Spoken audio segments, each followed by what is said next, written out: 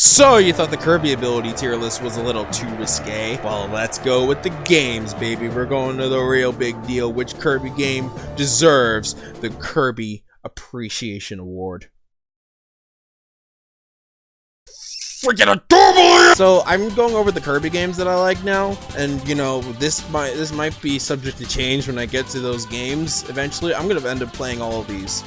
For the most part, I'm gonna play every Kirby game. Much like how Rob has pretty much played every Fire Emblem game, I'm gonna pretty much play all the Kirby games. So I guess let's go in order from the list here. I'm going to just take a wild guess and assume that most of these aren't gonna hit D or C tier. Battle Royale, that's funny.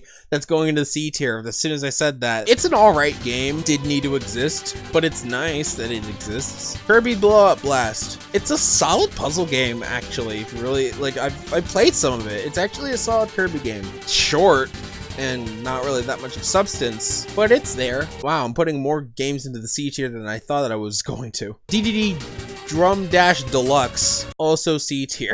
I just said I'd barely put games in the C or D tier, and I'm already putting the first 3 games in the C tier. Kirby 64 is a game I never grew up with, but it's one that I kind of actually love watching, like playing in retrospect. Because I only ever got to play it with the Kirby 20th Anniversary Collection on Wii. That's the first time I was ever really able to play Kirby 64. And it's a solid game. I can understand why people love it so much. So I think this is easily probably on the lowest end of the A tier scale, but it's a solid video game. Kirby's Adventure. Now, this might rile some feathers, but I love Nightmare in Dreamland. It is my 3rd favorite Kirby game of all time. I love it to death. It was my first one, but I love it to death. And going back to Kirby's Adventure really doesn't. I appreciate Kirby's Adventure more than I actually like playing it, funnily enough. I mean, I know it's generations before me, but you'll see, like, I like some of the SNES games more than this. Kirby's Adventure is actually probably can get the highest C tier that I can give. I don't hate it. It's a good game, and it's a solid game. I just love Nightmare in Dreamland so much more. Maybe I'll give it a benefit of doubt. I'll give it the lowest B tier, because it's still a good game. It's still a solid game that brought more fans of Kirby and actually, you know, implemented the copy abilities. So like it's the first game to do that. I just think that Nightmare in Dreamland's a better game. I think the remake easily is better than the original, in my opinion. Kirby Airride. Surprisingly, I never played this growing up. I owned a GameCube. I loved Kirby, but I never owned Airride. Playing it years later with PJ and the rest, it's actually not bad. I kind of really wish I had played it when I was younger. City Trial is wonderful. They're gonna give it a B tier. It's a good game, and I wish that, you know, there was a remake or something else in the works for it. Kirby the Amazing Mirror. This is a game that I appreciate more on what you can do with it rather than actually enjoy the game. Oh, I almost 100%ed the game, but I beat it, and I did all the routes that I could and tried to get as many stuff as I could. This is a Metroidvania game, if you can believe it. It's a huge game, and I want to play this with 4 people or 3 people. Just like, I would love to play it with more than 1 person, but the way to do it, I feel like it's going to be convoluted unless they like remake it on the Switch. Which, if they do, oh my god, they could just, I think I would like love to do a series on it. But if I were to actually like put it on the list of Kirby games, it's a surprisingly huge game. Like, I feel like this could be so much better, but I think I'm gonna put this in the B tier. It's a game that I appreciate more than I like, and I don't hate it, but it's a solid game that really, I feel like, is a lot better with multiple people. Kirby's Avalanche. This is a puzzle game. A lot of the puzzle games, they're solid games. I think I'm gonna put this in the B tier. It's probably, actually, I'll probably put it lower than Adventure. Block Ball's in the same ballpark. Canvas Curse. I played a little bit of Canvas Curse, but not really enough to like be an expert on Canvas Curse. I'm putting this into the C tier because I remember like liking it all right, but it's not my favorite. Dream Course. I played this with Pooja a few times on the online version. It's something that I know she can't really get into without it being super like salty, and I think it's an alright game. I just wish the controls were better. Put this into the B tier. Kirby's Dream Land 2.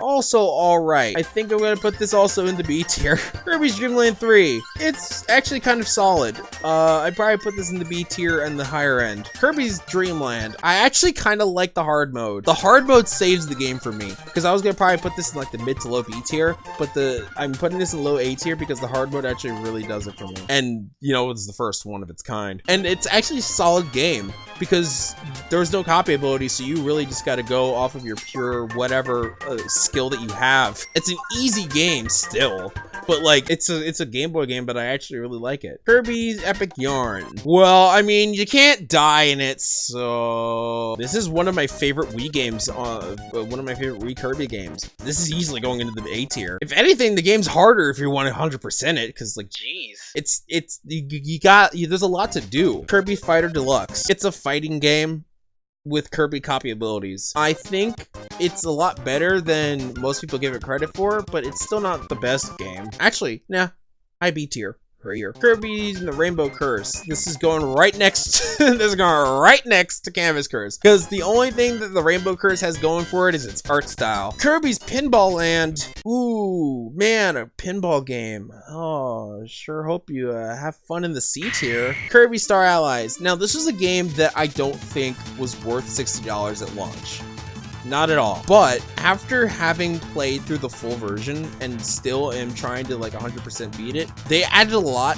And I think if I were to base it on just the first playthrough I did, which I actually streamed the whole game in one day on release day, and that stream is there. I've since beat the whole game with all the updates and stuff. As a game then, I would have put it at a very, very low B tier, because it would have just been a solid Kirby game that did not need to be worth $60. But now, I think it's actually, with all the fan service they throw into this game, I think it's easily a low A tier. I think it's raised its stakes a bit, and it's actually a really good game now with all the content that's in it. And it's multiplayer. The only problem is I wish that you could play as another Kirby instead of just the copy abilities. I know that's really to just balance it, but I feel like if they really took Return to Dreamland's approach, I feel like it would be so much better of a game. Squeak Squad. This is a solid Kirby game. I never played this as a kid. This is a game that gets no real praise. It's getting in the A tier because it's this really solid game. A lot of the mechanics, hell, the elemental mechanics from Squeak Squad ended up in Star Allies. Like, I think it's a solid game. Doesn't get a lot of respect that it deserves. Superstar. Now this is gonna be weird. I'm gonna put Superstar in the low A tier, but I'm putting Superstar Ultra in the S tier. Why, might you ask? Well, I mean, Superstar is a good game. Actually, I'd probably put it in the mid A tier. It's a wonderful game with a lot going for it. It's one of the best Super Nintendo Kirby games. But Superstar Ultra just does all that and more. Like, for the longest time, Superstar Ultra was my favorite Kirby game of all time. So, like, it's really hard to top. Plus, you know, Superstar Ultra comes with a bunch of the quality of life changes that, you know, Squeak Squad does in terms of graphics. Plus, it's got the first CG cutscenes in a Kirby game, and it's wonderful. I mean, it's dated, but it's wonderful to look at. And I love all of the new stuff they've added. It's so good. It's such a good game because it's all of what the base game has, but just so much more. The only problem is that I wish it was more co-op based instead of just greens. If they just fixed that and made the whole game co-op. Kirby Triple Deluxe, a solid game. I thought it was boring at first, but when I replayed it, I started liking it more and more because like I really forgot how actually kind of a good game this is. So I'm putting this in the A tier. Kirby's Tilt and Tumble. This is a puzzle game that requires motion controls. Surprisingly, it's not the worst game out there. Really, I don't know why I didn't put DDD's Drum Dash Deluxe higher, because I mean, I'm a sucker for rhythm games, but I mean, it felt just like a side game that didn't really mean anything. Planet Robobot. Hey, welcome to the game that has topped Superstar Ultra in terms of favorite Kirby games ever made. Easily, I think this is the best game in the series. And I've played it multiple times and beaten it multiple times, and it surprised me. It's like Triple Deluxe, but so much better. It's like Superstar Ultra's main game, but so much better. Like, Superstar Ultra has a bunch of different games going for it and a bunch of different styles, whereas Kirby Planet Robobot is one full adventure that takes really good care of its gimmick with the Robobot suit and just does a lot with it. Plus, the fan service is through the roof with that game. Like, oh my god. Like, you think Kirby Star Allies is probably like the worst offender of too much fan service. Not that that's a bad thing, but Planet Robobot was the start of that.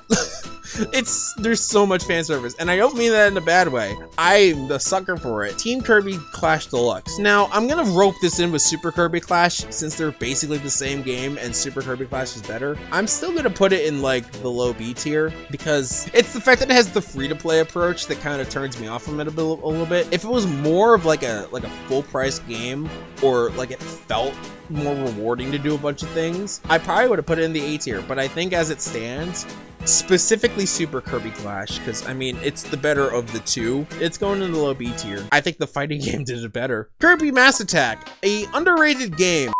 An underrated game that really, I mean, gets super underrated. I love this game. And all the side games are really good too. Like this probably has some of the most diverse side games out of any of the Kirby games. This is gonna go into the B tier. And the last game that I'm probably gonna put in the S tier, to the surprise of no one, is Return to Dreamland. So yeah, no, to the surprise of no one, my top 4 favorite games in order are in the S tier. All right, there we go. I think I fixed it. I feel like I should put a 5th one up here, but I think that these 4 are in a league above their own. I love a lot of these games, and I don't really think any of them are like bad. The only, like, I wouldn't put any in the D tier unless it was actually a bad Kirby game that I just straight up didn't like. Most of these games I either just didn't care about or didn't play. Like, that's at the worst. I just didn't care. I don't really hate the Kirby games. I know if I was like an angry internet dweller, I would have put Epic Yarn at the bottom because you can't die in it. Which, why was that a controversy? This is my list of Kirby games. It's subject to change probably when the next Kirby game comes out.